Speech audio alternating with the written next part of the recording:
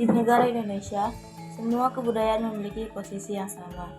Tidak ada satu budaya yang lebih unggul atau lebih superior dibanding dengan budaya lainnya. Semua warga negara dengan segala identitas kelompok yang melekat padanya, agama, etnis, bahasa, dan lainnya, berada pada payung yang sama. Mereka dijamin untuk beribadah sesuai dengan keyakinannya, dan diberi kesempatan yang sama pula untuk mengembangkan dan memajukan kebudayaan serta tradisi leluhurnya. Nah, sebagai sebuah bangsa, kita telah cukup teruji sebagai negara yang mampu mengelola keragaman kebudayaan tersebut, sehingga terhindar dari disintegrasi.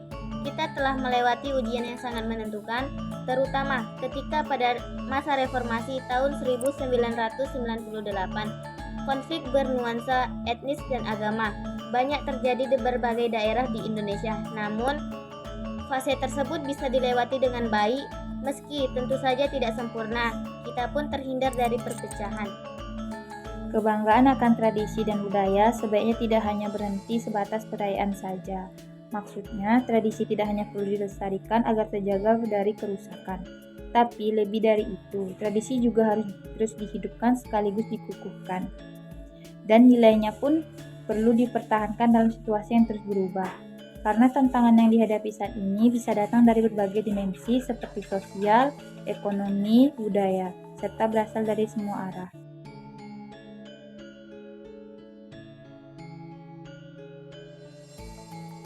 Apa arti penting dari keragaman tradisi yang kita miliki?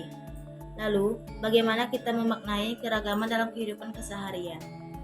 Mula-mula, tentu saja ada kebanggaan karena bagaimanapun juga keragaman tradisi yang dimiliki menunjukkan bahwa kita adalah bangsa yang kaya. Tak hanya itu, tradisi yang kaya tersebut pada perkembangannya bisa hidup saling berdampingan, tidak saling menafikan satu dengan lainnya.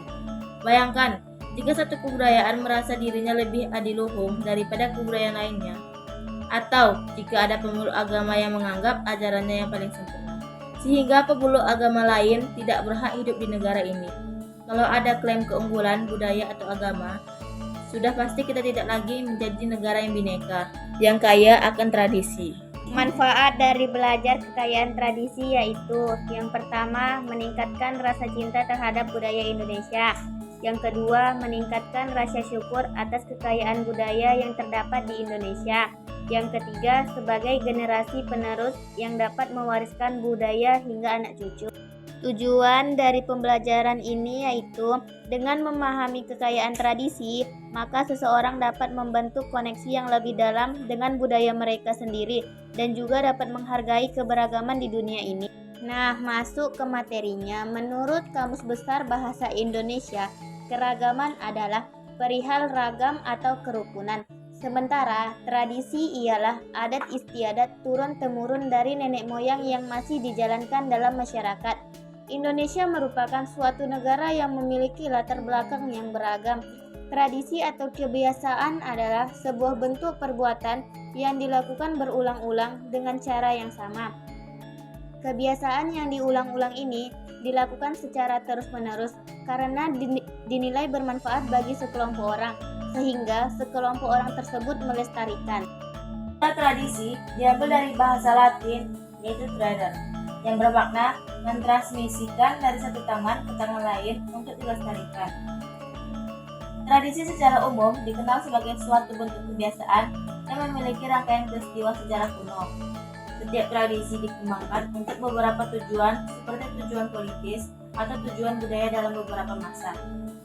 Jika kebiasaan sudah diterima oleh masyarakat dan dilakukan secara berulang, maka segala tindakan yang bertentangan dengan kebiasaan akan dirasakan sebagai perbuatan yang melanggar hukum. Indonesia merupakan negara yang memiliki keragaman yang tinggi karena memiliki latar belakang budaya, suku, ras, kepercayaan, agama. Hingga bahasa keberagaman ini harus disertai dengan sikap menghargai dari masyarakat Indonesia. Selain itu, memicu kedamaian keragaman di Indonesia juga bisa menyebabkan konflik jika enggak ada sikap toleransi. Konflik akibat keragaman juga disebabkan adanya penindasan atau penentangan dari kelompok mayoritas terhadap kelompok minoritas. Nah, maka dari itu, masyarakat Indonesia harus menerapkan sikap menghargai keragaman dalam kehidupan sehari-hari. Dengan menghargai, maka perbedaan yang ada bisa membuat Indonesia semakin kuat. Arti penting keragaman tradisi yang kita miliki. Yang pertama, memperkuat persatuan dan kesatuan, yang artinya seperti semboyan Bhinneka Tunggal Ika, dengan adanya keragaman tradisi, maka bangsa Indonesia merupakan satu kesatuan.